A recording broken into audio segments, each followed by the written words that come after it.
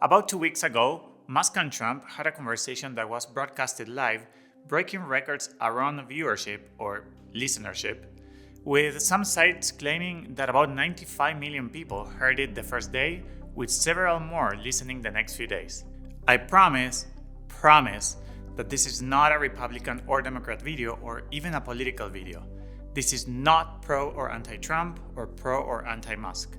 I truly believe that no matter your political views or whether you like either of them or not, you will benefit a lot from listening to this video.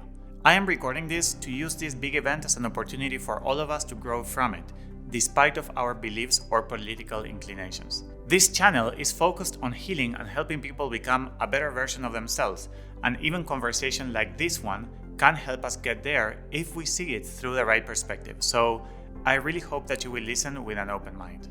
Today, I will be covering two main issues around this conversation. First, what has not been said between them and what they actually wanted to say. Second, why this conversation matters to all of us, even if you don't care for either of them. What does it say about us as a society, and what can we do about it? So, let's get right into it.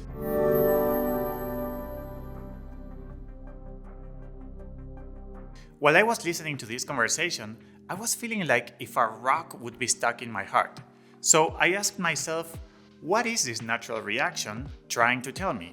And I found the answer fairly quickly, which was, this conversation pretends to be about something, but in reality, something else is actually going on. There is something present that is not being said or acknowledged by either Musk or Trump, which is the real reason why this conversation is happening. And after sitting with it for a few days, here is what I found. First, Musk and Trump were using each other. The way the conversation was going, it pretended to look like they cared for each other, with sentences like Trump saying, "It is really an honor to have this conversation with you," or "I think you're such a great guy," and Musk saying, "I truly believe in what you stand for," or "You really care for what's best for the people." Again, without endorsing or being against either of these people, I know for a fact this not to be true. Musk has historically criticized Trump for as long as I can remember for so many different reasons, and one of them being that Trump was denying climate change, while Musk was having the intention of creating a worldwide rapid change toward reducing carbon emissions. And Trump has called Musk all sorts of insulting names until very recently too. You can say, well, people can change or become friends, right? Sure. But this is not the case of a friendship being born. If you listen to the conversation carefully, you can hear that they are both faking a friendship in order to get what they want.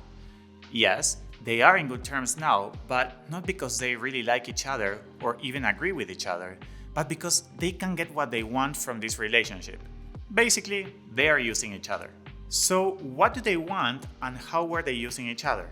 First, let's go to how Trump was using Musk. Trump was using Musk to reach a much larger audience than what he has been reaching by himself.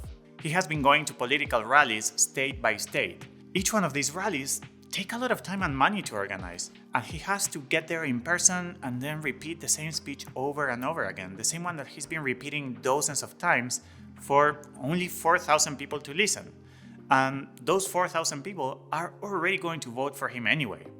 That's a lot of work for very little return. Now, of course, if you listen to Trump, he says that there are 80,000 people per rally. But I know that not to be true because I have been to one of his rallies in person and I counted about 40 sections with seats of 100 people per section. It was very close to 4,000 people, despite the media completely exaggerating the real number. And I made a video about my experience, which you can check up here or in the description below. Anyway, in this case, Trump had the chance to speak to the most followed person on X with almost 200 million followers. And his speech during the rally I went to was exactly the same during his conversation with Musk. So imagine giving the same speech over and over again to just a few thousand people and then having the chance of multiplying your audience by 25,000 times in one go. So Trump used Musk as a form of leverage and not for any other reason. Also, let's not forget that partially he's forced to be friends with Musk now after Musk started donating $45 million every month to his campaign. And now let's talk about how Musk was using Trump. Musk, who historically has stayed outside of politics and sometimes admitting that he was leaning moderately to the left and publicly saying he voted for Obama, recently started changing a lot around his political inclinations. I've been following Musk closely for many years now, and I saw that transition happen. I remember exactly when he started hating Democrats. During the Biden administration, Musk has been cast as an evil billionaire who doesn't pay taxes, which is factually untrue. As a matter of fact, he has paid the highest tax bill in US history in 2021, being billed $12 billion in taxes.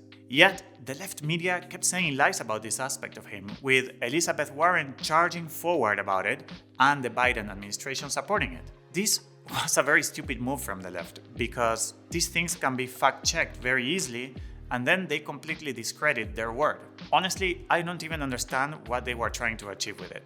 The second element here is that Biden stupidly spent several months giving credit to other automakers for how the US was leading the electrification of vehicles. In every single convention there was around this, they would invite every automaker to be a part of it except for Tesla, clearly signaling that they were not part of their agenda. To make things worse, Biden made several public comments about how Mary Barra, which is the CEO of General Motors, was the one to thank for electric cars even being a thing. And those comments happened when Tesla sold over 1 million vehicles in 1 year and GM sold 26. Not 26,000, 26 units. Saying things like this. You did, Mary. You electrified the entire automobile industry. I'm serious. You led, and it matters. Isn't this stupid? It makes me cringe just seeing it. I feel embarrassed for him.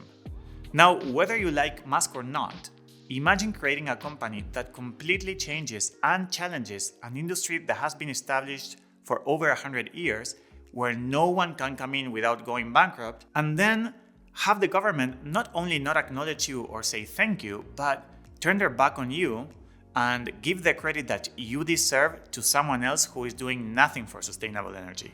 And even then, blasting the media that you are an evil billionaire who doesn't pay taxes. By the way, I am not defending Musk, but I do want to give the perspective that can help see things from his side. And this was when I saw Musk change his stance against Democrats. And honestly, I understand him very well. And since then, I don't believe that Musk became more and more Republican. Instead, he simply became angrier and angrier with the political party that was supposed to support his climate-friendly mission. So, going back to the original question, Musk is using Trump as a way of showing the middle finger to the political party that treated him so poorly, but also to have some say on how things are going to be run if Trump wins. I believe this is why he's donating millions of dollars every month to Trump. If he wins, he will have a much bigger influence on him than if the Democrats win. In the conversation, he even mentioned of the possibility of a position in the government to help out wherever he can. Again, this is not against or for Musk. I am here saying things how they actually seem to be. And as I mentioned, I would probably feel similarly if I would be in his position. And since he has the power to act upon it, I understand why he is endorsing Trump right now. I can easily say that the left has brought this upon themselves. Next thing I noticed in the conversation is how Musk self-abandoned in order to get what he wants. The conversation went something like this. Musk would ask a question, Trump would rant for like 15 minutes straight, repeating himself over and over again until Musk would have to interrupt him to change the subject. I would say at least half of those times you could hear in Musk's voice that he actually did not agree with what Trump was saying, or knew that Trump was exaggerating, making random statistics, or even talking about topics that Trump is uninformed in that Musk knew were factually incorrect. Yet, Musk kept saying things like, I agree, or oh yeah, for sure, or absolutely true, just so that Trump would stop and move on to the next topic, instead of saying, I don't agree with that, or that is factually incorrect. And this is very unlike Musk, as he is known for his precision in everything that he does. But he had to do it. He had to ignore his real thoughts and opinions. He could not disagree with the person that he's endorsing in front of 100 million people. He couldn't challenge him in front of everyone. Why not? Because that would go against his main interest about why he is supporting Trump to start with, which is to use him for everything that we talked about. So in order to get from him what he wants, he had to abandon himself. I could not only hear it in his words, but in his manners and in his voice. And it was frankly very sad to see, especially in a person who historically has not cared for what people think and would always voice his unfiltered opinions. This time, it was not that way.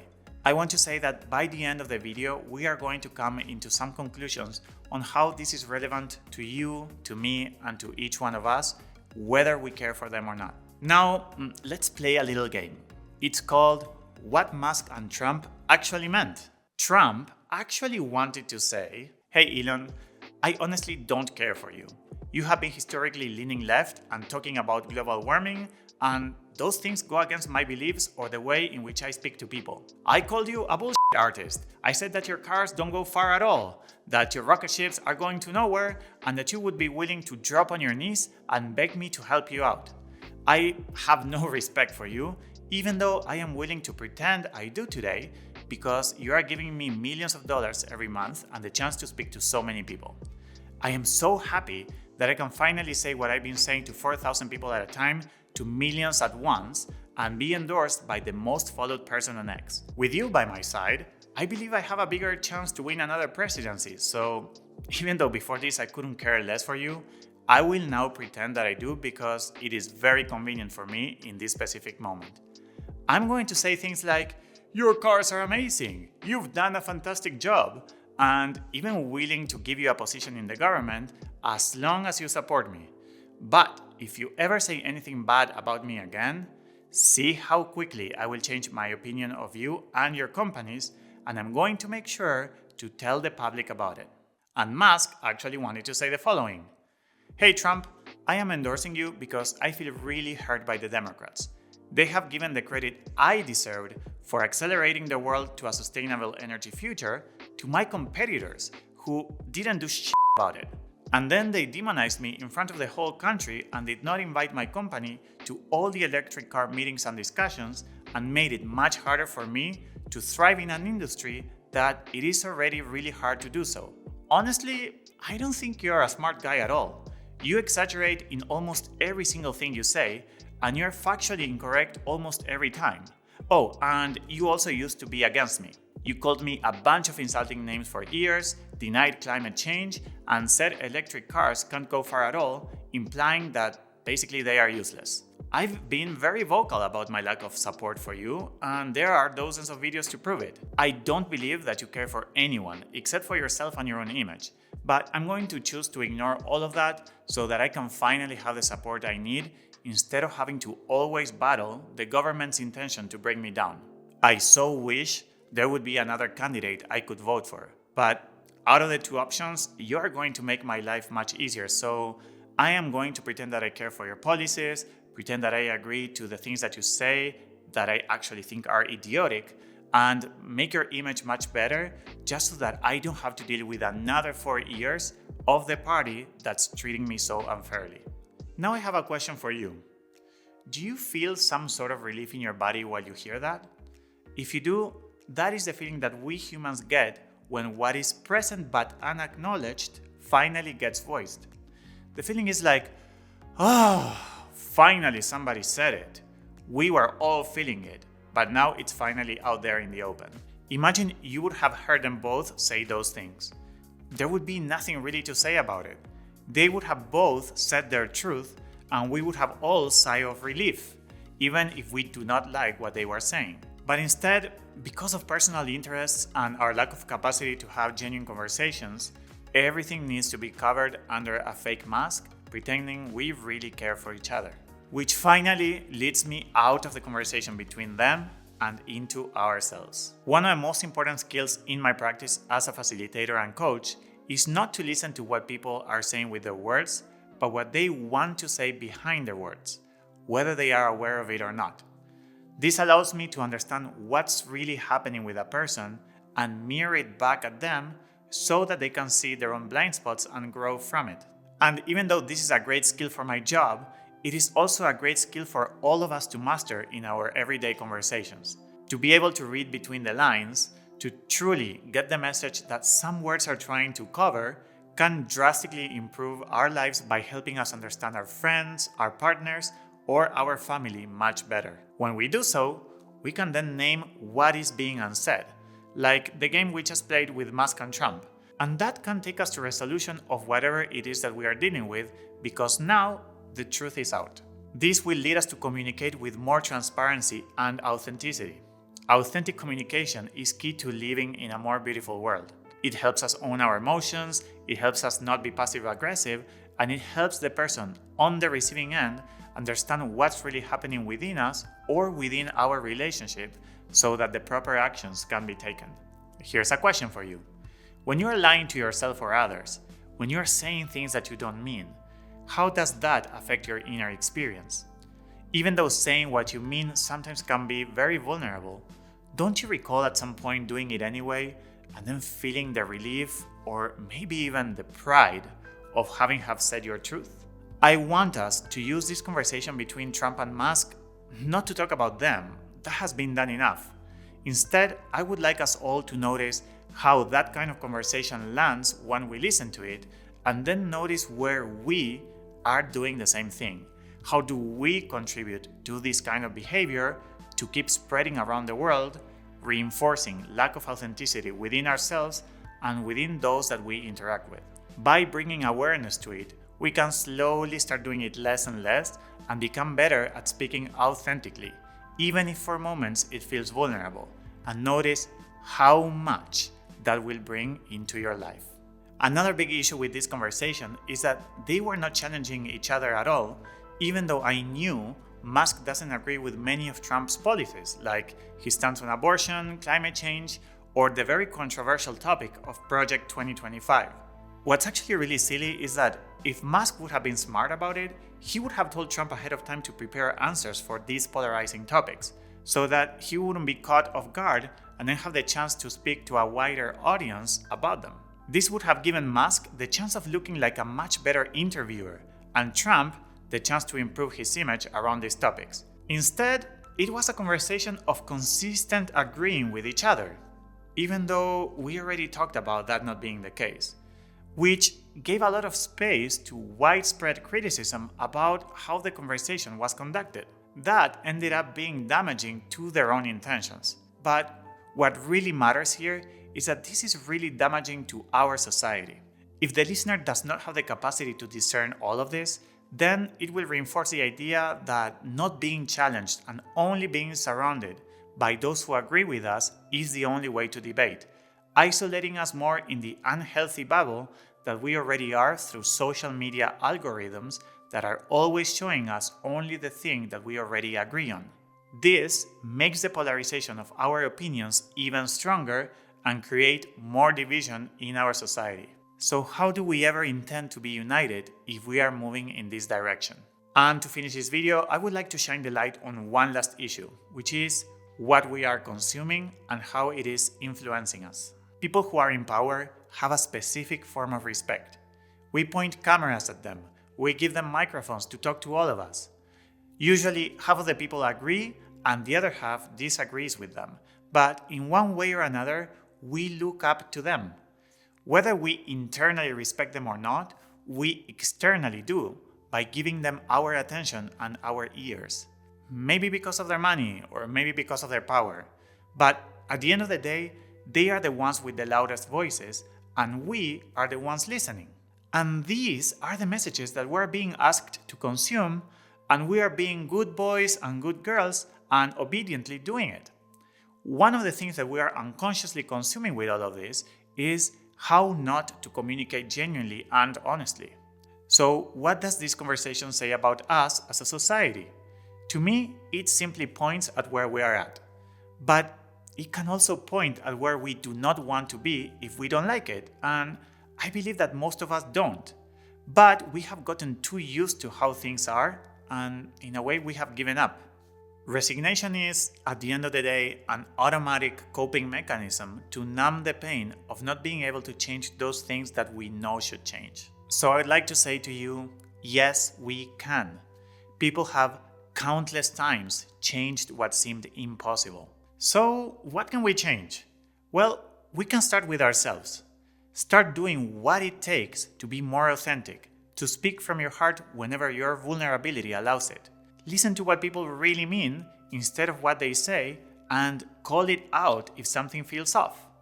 That is a great place to start. The more we move there individually, the more we will do it collectively, and the less others will feel that it is okay to hide behind their lack of authenticity. It can be done, and we can all start right now. I hope that you liked the video, that you learned something new today, and that you will become an even more authentic self. If you would like to watch my experience going to a Trump rally, you can click up here. And I will see you next week.